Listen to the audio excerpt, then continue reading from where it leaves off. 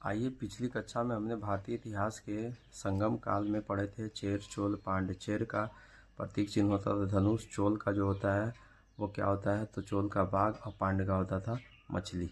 और दक्षिण भारत के राजवंश के बारे में पढ़ेंगे अभी, ठीक है, जो 500 से ईस्वी से लेकर 1200 ईस्वी में, जिसमें पल्लव, राजपूत, चालुक्य और चोल के बारे में पढ़ेंगे। ठीक है, आइए यहाँ से हम लोग इतिहास स्टार्ट करते हैं। दक्षिण भारत के राजवंश भाग 2, 500 से 1200, पल्लव वंश, चालुक्य वंश। तो वातापी चालुक्य, जिसको वैगी चालुक्य और कल्याणी चालुक्य, इसमें जो है 4 थे, पल्लव वंश, चालुक्य वंश, राजपूत वंश और चोल वंश। इसी के बारे में पढ़ना है। पहले आता है कौन? पल्लव वंश। पल्लव वंश का संस्थापक सिंह विष्णु था, जिसकी राजधानी कांची तमिलनाडु था। राजभाषा संस्कृत। हिंद सी विष्णु 575 से 600 ईस्वी में यह सी विष्णु वैष्णव धर्म के विष्णु भगवान का अनुयायी था, मतलब विष्णु भगवान के अनुयायी थे। सी विष्णु के दरबार में भारवी नामक एक लेखक रहा करता था, जिसने कार्तिका जूनियर की रचना की थी। सी विष्णु के ही शासनकाल में मालमपुर की वराह मंदिर का निर्माण हुआ था। श्री विष्णु ने एक महान प्रतापी शासक था, जिसने चेर, चोल, पांड्य के वंश के राजाओं को युद्ध से पराजित किया था। ये चेर, चोल सबको किसने? तो पल्लव वंश के श्री विष्णु ने समाप्त कर दिया। उसके बाद आता है महेंद्र वर्मन प्रथम, 600 से 630 ईस्वी।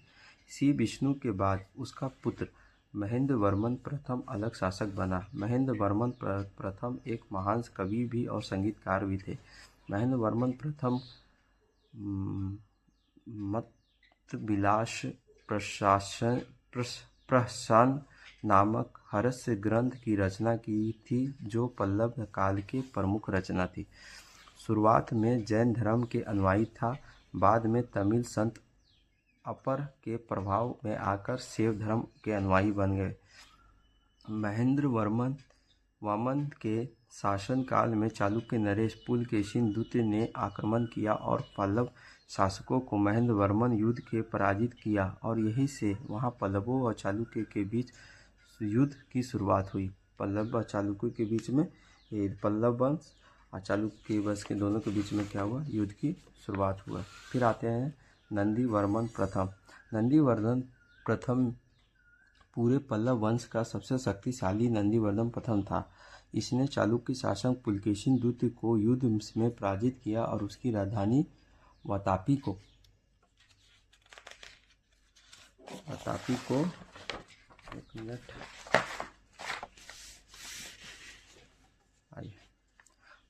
को जीतकर नंदीवर्मन प्रथम ने वातापी कोड के उपाधि धारण कर लिया। महाबलीपुरम के रथ मंदिर का निर्माण नंदीवर्मन प्रथम ने ही करवाया था। अब आई नंदीवर्मन द्वितीय 700 से 728 ईस्वी। इसका शासनकाल शांति शासनकाल माना जाता है। इसी शासनकाल के स्थापत्य कला का भरपूर विकास देखने को मिलता है। इसके शासनकाल में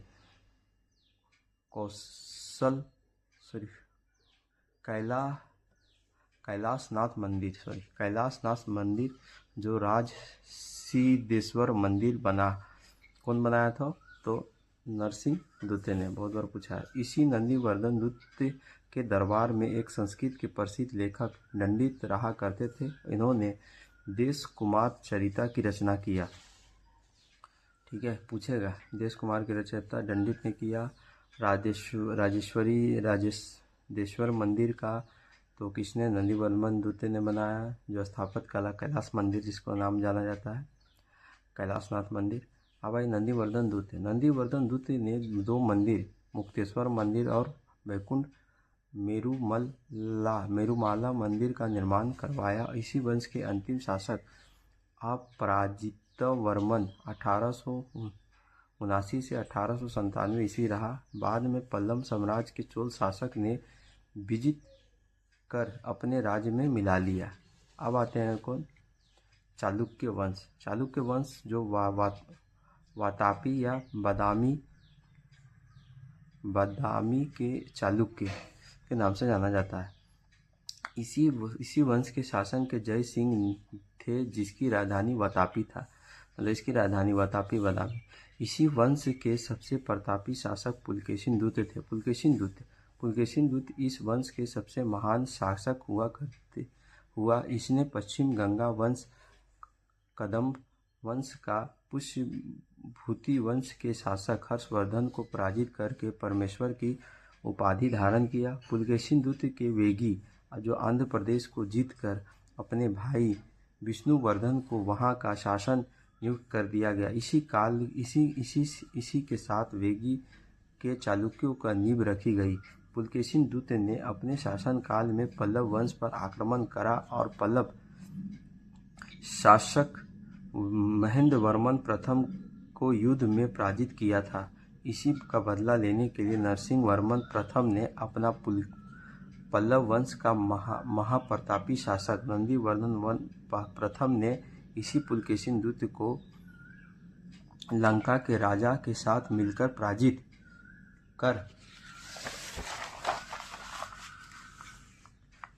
कर उसकी राजधानी बदामी पर कब्जा कर लिया और विजय के बाद नंदीवर्मन प्रथम ने वातापी कोड की उपाधि धारण किया।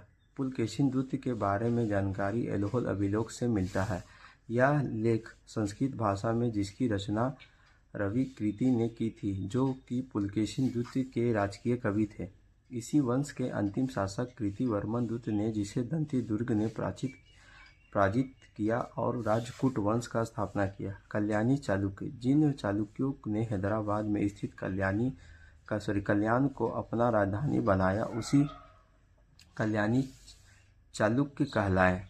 इसी वंश का स्थापना तेलपदूत ने की थी। इन सभी सबसे महाप्रतापी विक्रमादित्य छठा था, जिसने कई विद्वानों कवियों को अपने दरबार में आश्रय दिया और इसके शासनकाल में प्रसिद्ध कवि विघ्नेश्वर और विल्हन रहा करते थे। विल्हन की रचना विक्रम चरित्र, विघ्नेश्वर की रचना मित्राक्षय, हिंदू धर्म के संबंध। इसी वंश में अंतिम शासक सोमेश्वर चतुर्थ था। अब आते हैं कौन? वेगी चालुक्य एक पूर्वी चालुक्य होता है। पुलकेशिन दूत ने इससे जीत कर अपने छोटे भाई विष्णुवर्धन को यहाँ का राजा बनाया। इसने अपनी राजधानी वेगी को बनाया था और इसीलिए वेगी के चालुक्य कहलाए। इसी विष्णुवर्धन की पत्नी अयाना महादेवी ने विजयवाड़ा के जैन मंदिर का निर्माण करवाया। इसी वंश का सबसे महाप्रतापी शासक विजयादित्य तृतीय था। इसने ही स्वयं कोद शिक्षा पथ का सबसे महानतम शासक घोषित किया। यह चालुक्य की सबसे कमजोर शाखा थी। इस शाखा को कोई भी प्रतापी शासक नहीं था। ठीक है, अब आते हैं आगे हम लोग आते हैं दक्षिण भारत का राजवंश का भाग 3। राजपूत वंश का संस्थापक कौन थे? तो दंती दुर्ग। प्रमुख शासक कृष्ण प्रथम, ध्रुव प्रथम, गोविंद तृतीय ये थी। इनकी राजधानी क्या था? तो मान्यखेत। चतुर्थ राजा था अमोद वर्ष और पांचवा था कृष्ण तृतीय। राजपूत वंश का स्थापित दंती दुर्ग थे, जो 735 से 756 में वातापी के चालुक्य के अंतिम शासक कार्तिवर्मन तृतीय को पराजित कर की थी। राजपूतों ने अपनी राजधानी मान्यखेत बनाया। शासक कृष्ण प्रथम। ये दंती दुर्ग के बाद इस वंश के अगला शासक कृष्ण प्रथम के हुआ। इसने अपने शासन काल में एलोरा की ठोस चट्टानों को कटवाकर एलोरा की कैलाश मंदिर का निर्माण कराया था। पूछेगा, एलोरा की कैलाश मंदिर का निर्माण कृष्ण प्रथम ने, जो द्रविड़ शैली से बना हुआ है।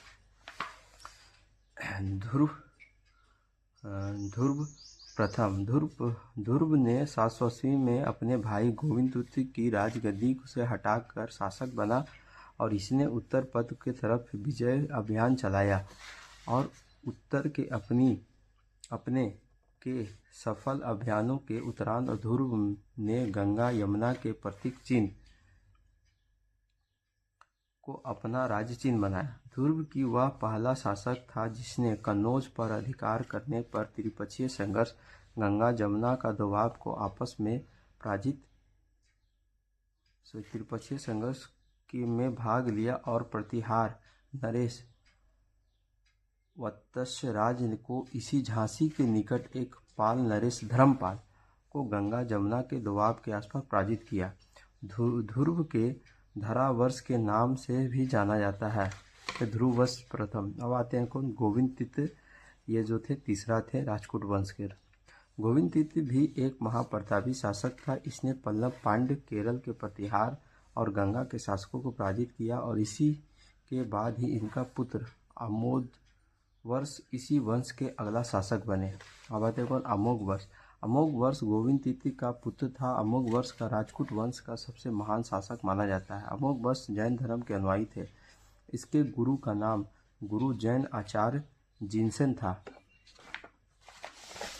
आगे आते हैं थोड़ा सा और आइए। अमोघ वर्ष स्वयं एक महान विद्वान थे। इसने कन्नड़ भाषा में एक काव्य ग्रंथ की राजमार्ग की रचना की। तुंगभद्र नदी में जल समाधि लेकर इसने अपना जीवन का अंत किया था। कृष्ण तीर्थ राजपूत वंश के सबसे प्रतापी राजाओं में से एक था। इसने अकाल वर्ष की उपाधि धारण की और एक सप्ताह हाथ में आते ही इसने कांची का तंजौर पर विजय अभियान चलाकर उन्हें जीत लिया। कृष्ण तीर्थ ने तकोलम का युद्ध में चोल शासकों को पतंग प्रथम के पराजित कर दिया और इसी के दरबार में एक कन्नड़ भाषाई कवि पोन रहा करते थे और उन्होंने शांति पुराण की रचना किया। इसी वंश के अंतिम शासक कर्कदूत्य था जो कि एक अयोग्य शासक था और इसकी हत्या तैलपदूत्य ने करा दिया और कल्याणी चालुक्य वंश स्थापित किया। एलोरा के एल्फिडा गुफाओं का मंदिर राजपूत वंश ने शासनकाल में हुआ।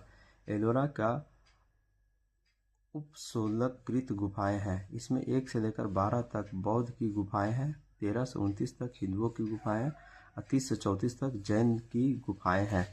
अब आते हैं चोल वंश। 1850 से 1279 में तीसरी शताब्दी के चोल है।